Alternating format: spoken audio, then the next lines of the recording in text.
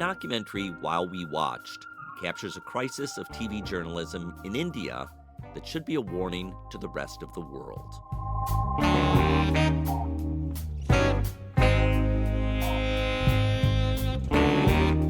I'm Thom Powers, and this is Pure Nonfiction. While We Watched profiles India's renowned TV journalist Ravish Kumar.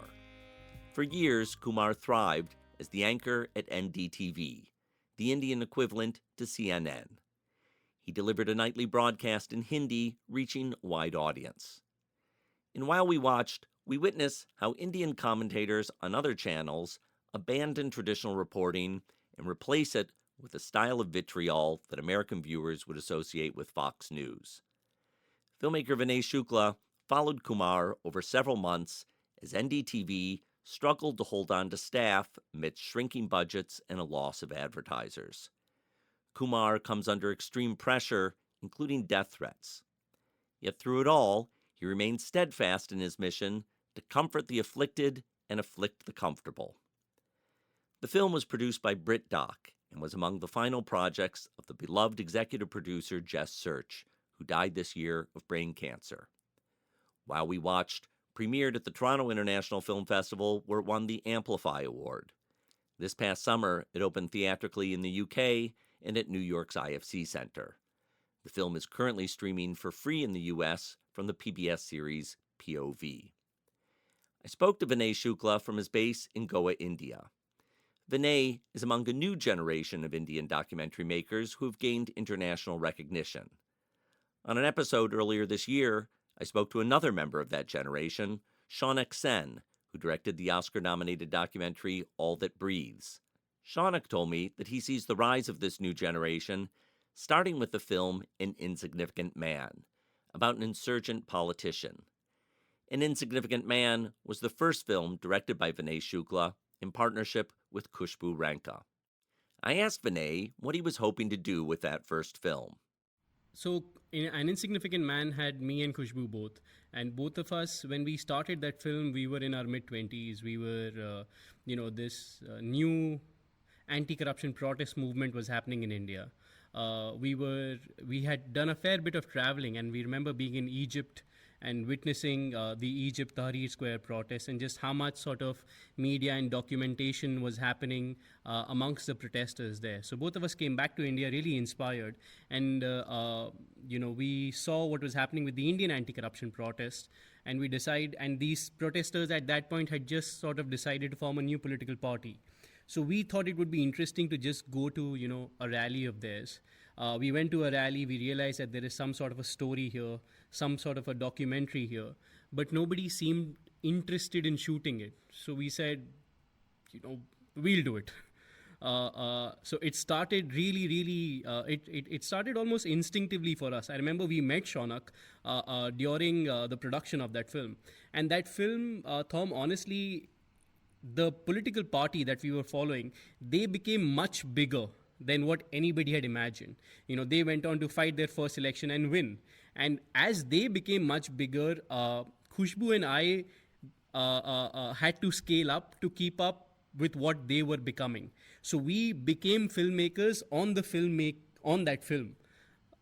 To give you some idea, we shot for the first 3 months of An Insignificant Man without any sound equipment. So we would take the footage to our friends, and they would be like, wow, this looks great, but we can't hear anything. So it was, it was a very scrappy setup.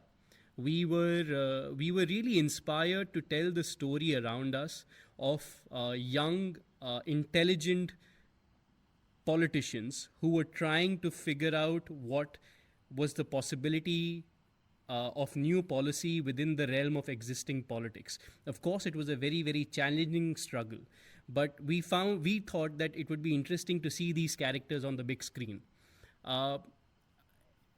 Initially, we would take the footage to a lot of people in India and ask them if they would like to fund the film. And they would be like, this footage looks great. If you make a fiction film out of this, we'll fund it. Because India has a very, very vibrant fiction film market, but a documentary market, not so much. But we were very, very convinced that these were the characters that we wanted to see on the big screen. These, we had been, and Khushboo would talk about this very passionately, that we had been deprived of watching intelligent Indians talking about their lives on the big screen. And with documentaries, we had the chance to bring that to cinema. So that was the sort of genesis of An Insignificant Man. That film, faced a fair amount of struggle in getting the film out. We were denied a censor board certificate earlier. Then we had to go to the court, and we had to fight a very, very long, very hard battle, not long battle so much. The film came out. It ran in theaters for 9 weeks in India, setting a new sort of box office records of sort. But I think on that film, everybody's just suddenly understood, because of the kind of support An Insignificant Man had in terms of, box office. Also, for example, we did a crowdfunding campaign on that film to fund it. We were looking to raise $20,000. We landed up raising $120,000. So that was a moment for a lot of filmmakers to feel empowered, that here is something that can be replicated and more films have a shot at this. So coming off of that, making your first documentary film can be an energizing experience. It can also be a depleting experience. What was your feeling coming off of it that set you on a course for the next step in your path? It was initially very, very energizing, and towards the latter end of it, very depleting, I'll be honest. Because that film was co-directed between me and Khushboo. We were both there. It was the first film for both of us. And, every day when there was a crisis on your first film, you feel like your film is going to blow up and you will never get to make a film again. So you are, every obstacle feels like an attack. And that's how we honestly responded against every crisis and against each other, very honestly. We managed to achieve a lot on that film. But as the film was coming out, I remember, for example, we were fighting so hard on raising money, so hard against the censorship battle, so hard in terms of getting the film in cinemas. Like, let me give you an example of, we went to cinemas with the film, and they said, nobody watches documentaries in India. There's no way anybody's going to come to the theaters. So we convinced 4 theaters to give us 1 show each in the 4 major metros across India. And we said, if we are able to sell these tickets, then will you give us more shows? They said, cool. So we put out those 4 shows, and those shows got sold out within an hour. Then the film went on. Then, those shows, those cinemas put in more shows. And then the film was seen in more weeks, in more cinemas in week 2 and week 3. And that's how it expanded. But all of that was a fight. So by the time we finished that film, both me and Khushboo were like, we don't want to make, we definitely don't want to co-direct a film immediately after this. She's my producer on this film, but we decided to be sort of involved on each other's projects, but from a distance. At the same time, that film was so much about idealism, what happens to idealism when it's confronted by the realities of today's political systems. And I found my own idealism severely challenged during the process of that film. As rejuvenating as it was, as successful as it was, I jokingly say that film really helped my idealism mature. So by the time I got out of it, I really began to wonder what the limitations and possibilities of idealism are in today's world. And if it really has a place out there. I was making documentaries in a country wherein people love fiction films. I can very easily, catch any child in India and tell them that I want to watch a film, and they'll be immediately ready. And if I was to catch anybody and tell them that I want them to show, that I'm going to take them for a documentary, they would immediately leave the room. So I am working against the grain. Every day that we choose to make nonfiction in India, every documentary filmmaker who chooses to turn up to do their job in India has to tell themselves every day that yes, this is worth it. There is a moment of crisis which is almost an introspection which is 5 minutes away. So I knew that I was working in a country wherein the mainstream, while I had seen a fair amount of success, you wonder if there is an audience out there who cares enough. And the process of filmmaking is also such, Thom, that it's very insular, especially the creative process of it. There is not validation coming to you every day, and as sometimes I jokingly say, no amount of public validation is enough. So it's you're fighting against everything there is. And when I came to this film, I was searching for a new story which is more reflective of where I was in my own life, as somebody who was questioning their idealism and somebody who was questioning their own relevance vis-a-vis the society around them. And that's when I came across Ravish. So this is the origin of While We Watch. Explain who Ravish Kumar is for people who aren't aware. Sure. Ravish Kumar is the protagonist in While We Watched. He's a primetime news anchor. He does his broadcast in Hindi. While I was shooting with him, he was an anchor at NDTV, which is one of India's most famous news televisions, news channels. And Ravish has been doing this for over 20 years. Unlike most other news channels and news anchors and news shows in India, which are usually these debates and panel shows, wherein that there'll be like 5 people, 10 people, at times 15 people debating an issue. Ravish does a 40-minute piece to camera. Like, he will sit in front of the camera and he will give you his take on what happened on that day in the news. It'll be mixed with, it'll be satire, it'll be very, very hard reportage, it'll be opinion. But it was very unlike, and on some nights it would straight up be performance art. So it was very, very unlike the conventional news broadcast. He was clearly an author and artist who was, having some great days and others not so.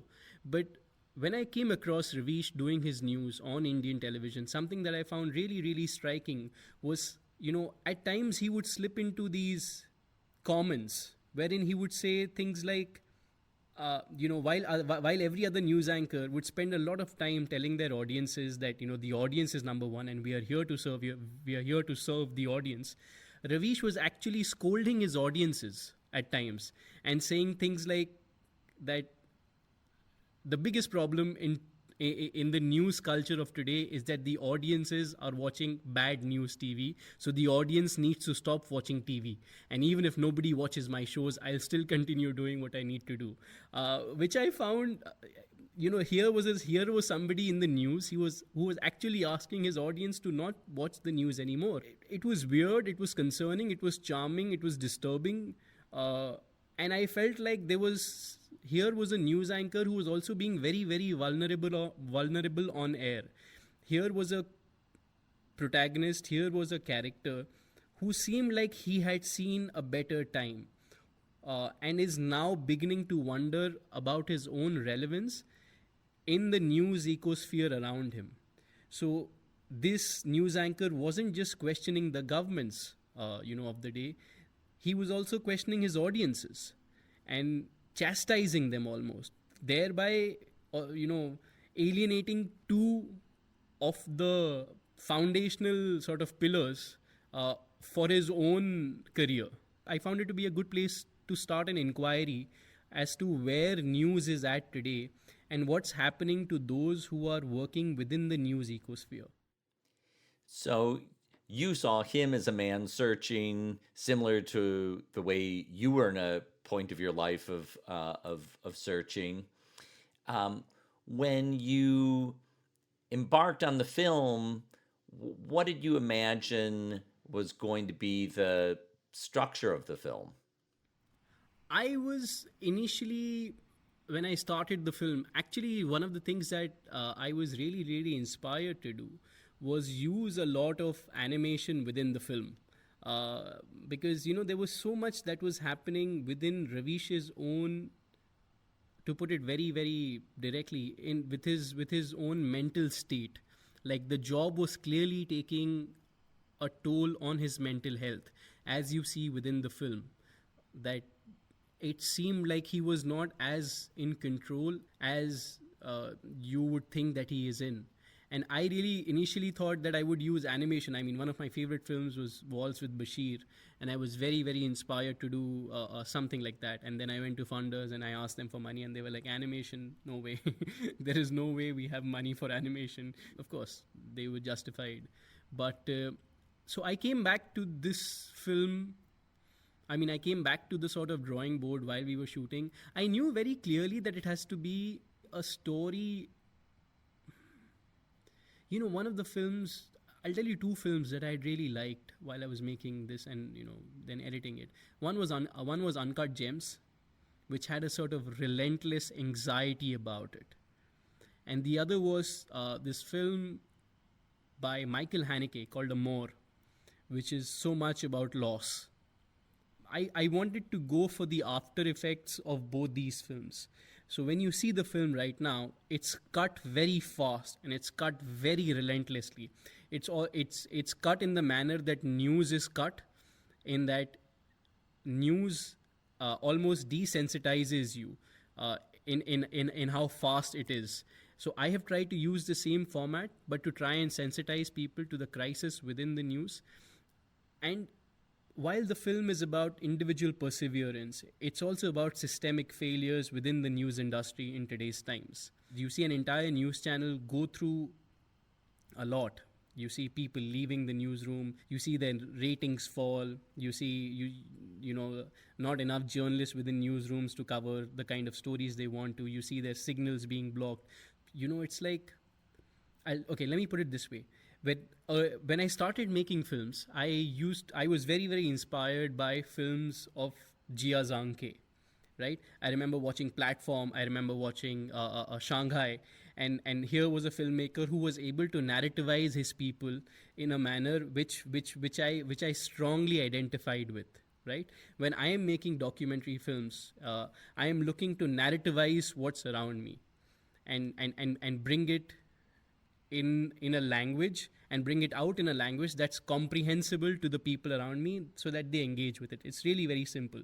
So in India, people watch a lot of fiction films, and my films are inherently structured like fiction films. They flow. It's an observational documentary format, wherein one scene speaks to another, speaks to the next, and a vivid portrait is formed. So my only focus as I was shooting this was to have a sort of emotional continuity within the scenes, so that there's some sort of a larger cinematic impact. You talked about witnessing the effects on Ravish's mental health of everything he's going through. And one of the things we witness in the film is constant stream of threats that he's receiving, including death threats, people who call his phone, and he answers these calls. Can you talk about what you witnessed in his willingness to confront people who seem to hate him? I think something that's very vital to understand about Ravish is that he picks up, or he answers a lot of the phone calls that he gets, is because he's also dependent on these phone calls for news and for coverage. His news network didn't have enough money to afford, on-ground stringers. So he depended on citizen journalists to send him stories. And that meant that he had to be, open to whatever was coming at him through his phone. And secondly, you see him answering a lot of these phone calls and engaging with people who are, actively trolling him, because at least I feel that here was somebody who was trying to figure out how to deal with those who disagree with him. It's not a very clean answer, and there is no one answer that can serve you on all days. On some days, maybe you can switch off. On some days, you do try and engage to the best of your capacity. The scene that you see within the film, wherein He's engaging very actively with people who are trolling him, and then he asks them to sing. And at one point, Ravish begins to laugh almost manically. Is I remember shooting that scene and being a little uncomfortable, because you begin to wonder if he is in control, and if you should be, and if he is losing control, then should you be there shooting? Most documentary filmmakers that I know, we usually make the call that let's shoot, and we'll decide on the edit table whether you want to keep it or not. But it's also a very journalistic instinct. I think a lot of journalists have that. They will engage. They will try and engage with people for as long as they can, because that's their job. You were filming with Ravish for a set period of time that ended a few years ago. You finished the film last year, premiered at Toronto in September 2022. Can you talk about what's happened to Ravish since then? Ravish is right now running his own YouTube channel. He continues to do the journalism that he was. Within the film, you see him reporting at NDTV. That news network was then bought by a very rich billionaire from India. So Ravish then gave up his position at NDTV and moved on to YouTube, wherein he's now a really strong force to reckon with. He has about 7 million subscribers, and it's growing continuously. So with Ravish, journalism is his calling, but I guess it's also his curse. There is no way that he can stop doing it. And the film is, it's an ode to the perseverance of individuals against massive difficulties. So, where the film ends, that the institution itself is going through a lot. And, it doesn't come as a surprise where the institution is today. But I am hoping that when people watch this film, they understand that, ultimately the solutions lie in institutional solutions. As much as this film is about Ravish and where he's at, and of course he continues to do, good journalism, he continues to go from strength to strength. For as long as we have, our hopes in individuals, and very often I say in India, for as long as you hope that, one government, one political party, one news organization, one news anchor will be the solution to all our problems, it won't happen. Sooner than later, individual people and governments and basically individuals, they disappoint you. That's why it's almost fundamental that we have institutional solutions. For example, what is it that we are doing that will, empower more women journalists to come forward, more people from marginalized communities to come forward and become journalists and be able to have a thriving career. It's not about Ravish. It's about the next generation of journalists who are coming forward. Currently, journalism as an institution is under attack and crisis, and across the world, not just in India. One of the reasons, for example, this film, we had a packed screening at Doc Aviv in Tel Aviv, Israel, and so many journalists came forward, and especially with what's happening in Israel right now, and they said this is exactly what's happening in Tel Aviv in terms of how journalists are being challenged by their audiences when they get out into the street for not being for not supporting whoever the ruling establishment is. But it's a very polemical time. And my ambition continuously is to try and build a dialogue about how is it that we can build a better journalism through Ravish's story.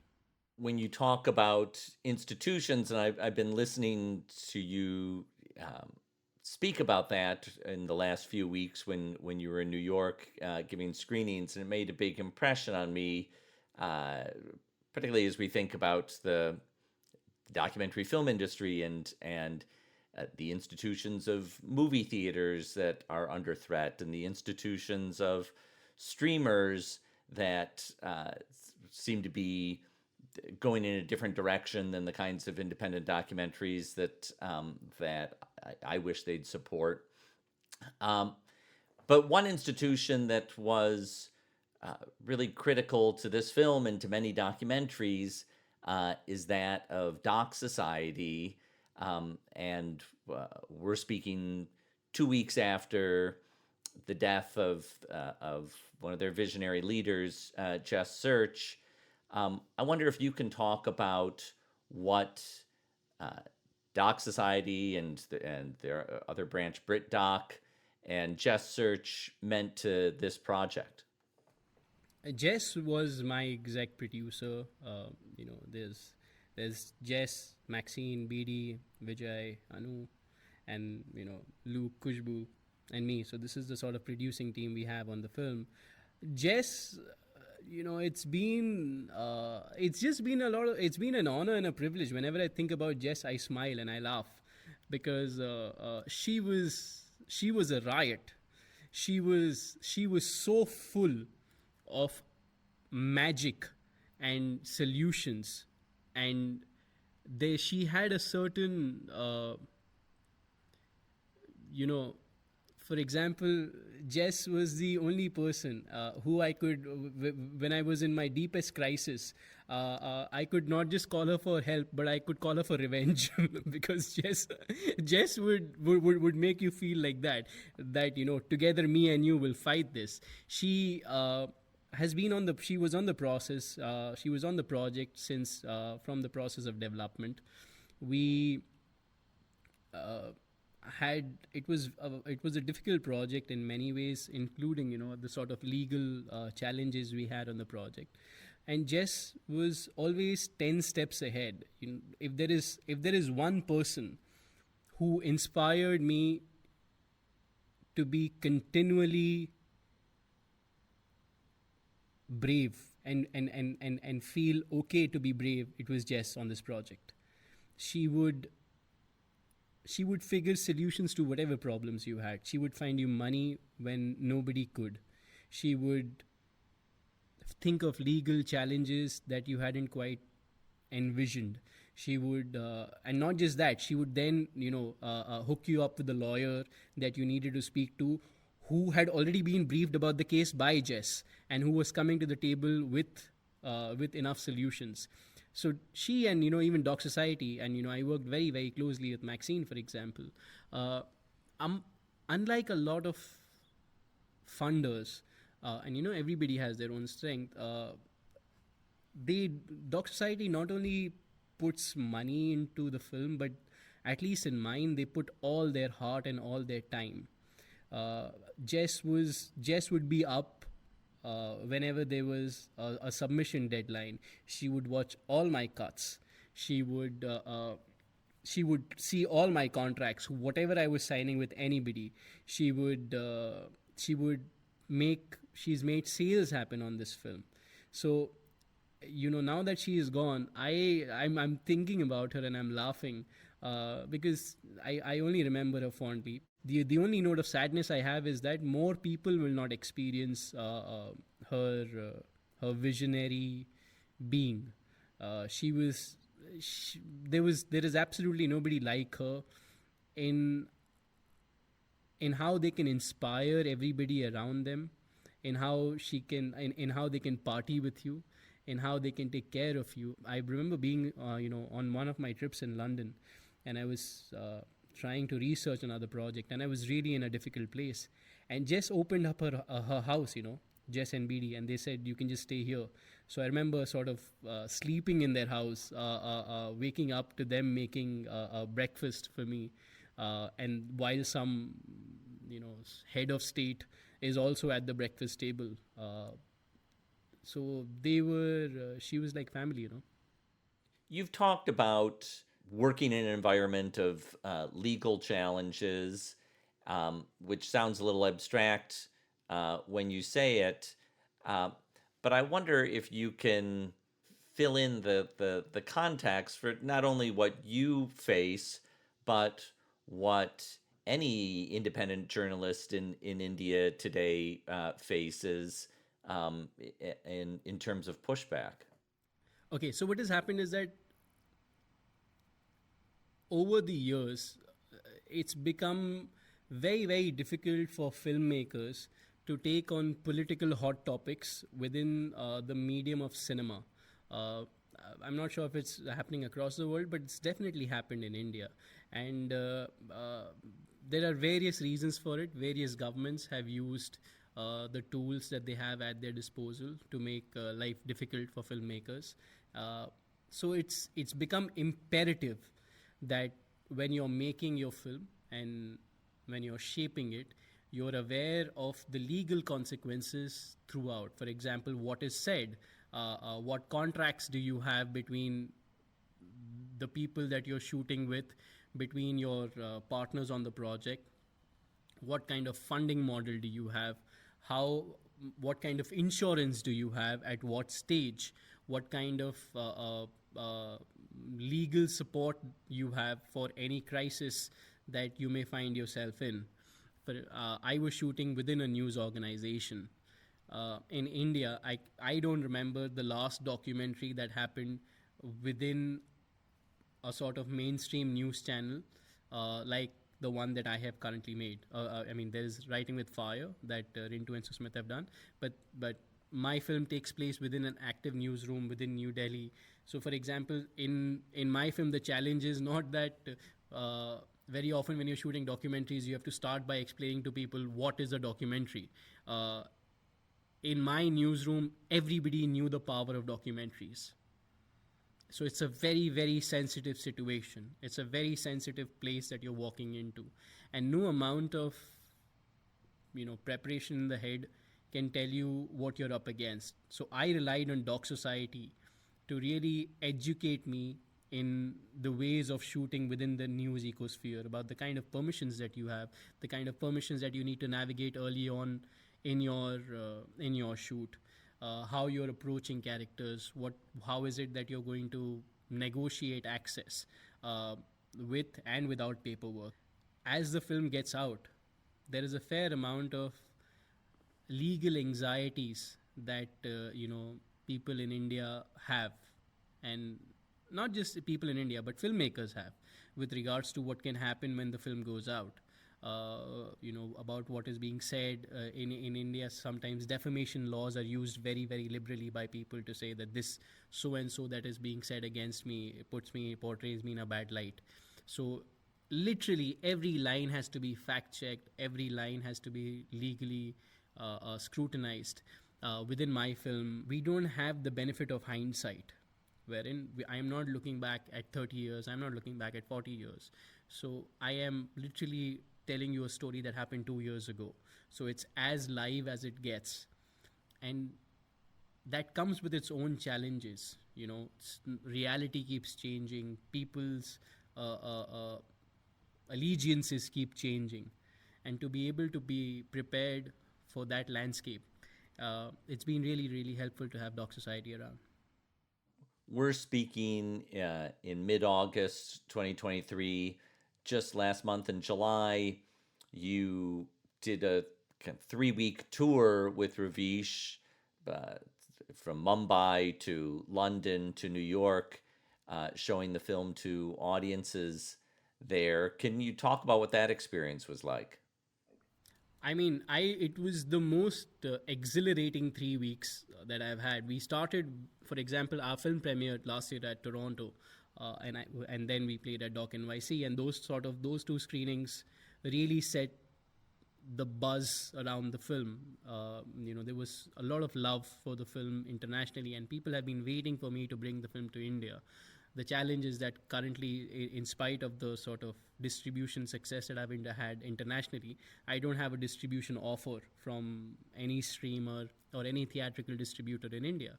But we are trying our best to get the film out. But Anand Patwardhan, who is a legendary Indian documentary filmmaker who actually introduced me to documentaries, he was kind enough to say that he would host a screening of the film, a private screening of the film in Bombay, which was held at Prithvi Theatre, which is this iconic theatre in Bombay. And, it was probably one of the most special nights of my life.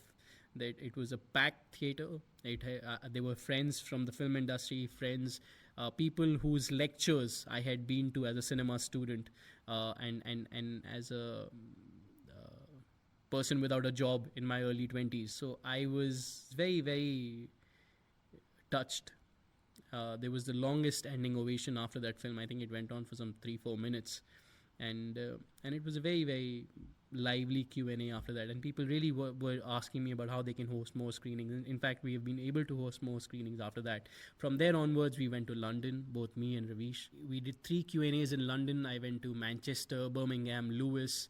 Every Q&A that we did was absolutely packed. The film was very, very it's still running across UK.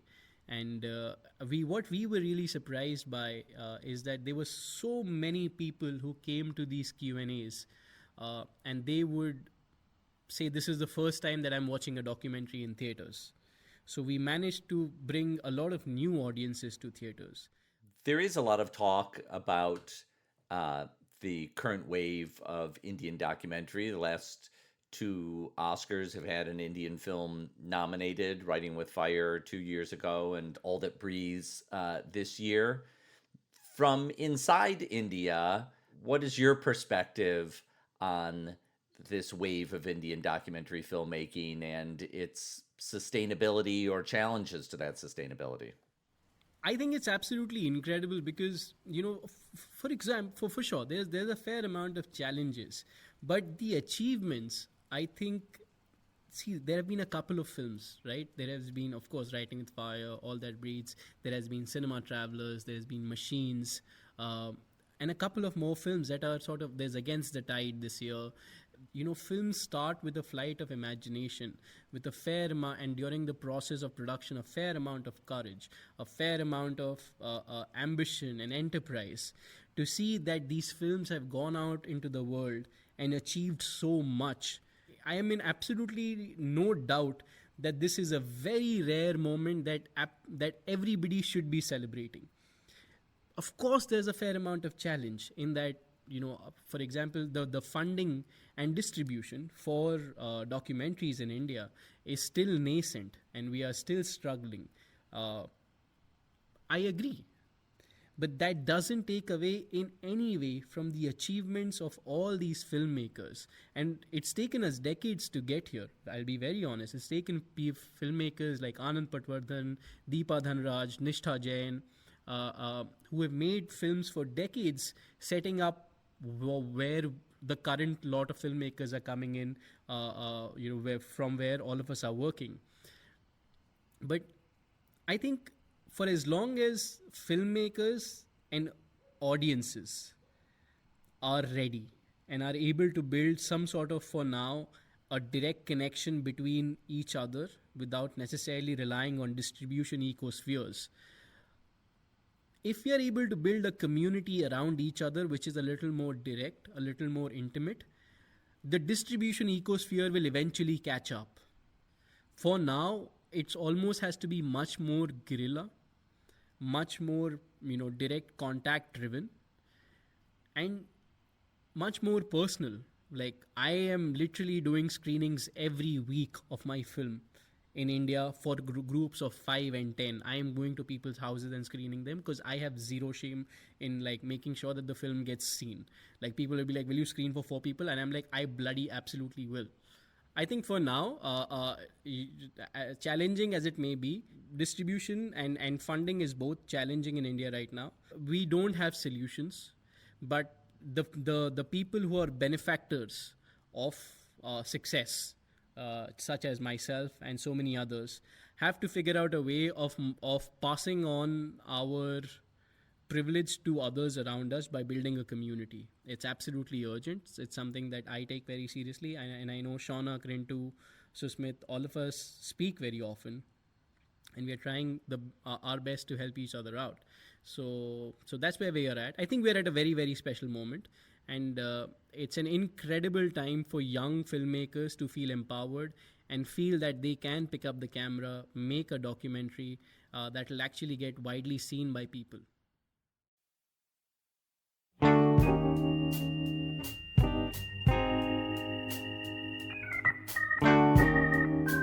I want to thank Vinay Shukla for speaking with me. His film, While We Watched, is now streaming in the US from POV on PBS.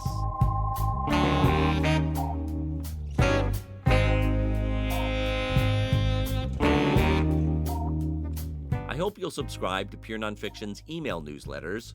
We have Producer's Notebook on the business of documentary and Editor's Notebook on storytelling. You can subscribe for free at purenonfiction.net. Thanks to our team, series producer Hannah Nordenswan, marketing manager Bella Racklin, and web designer Cross Strategy.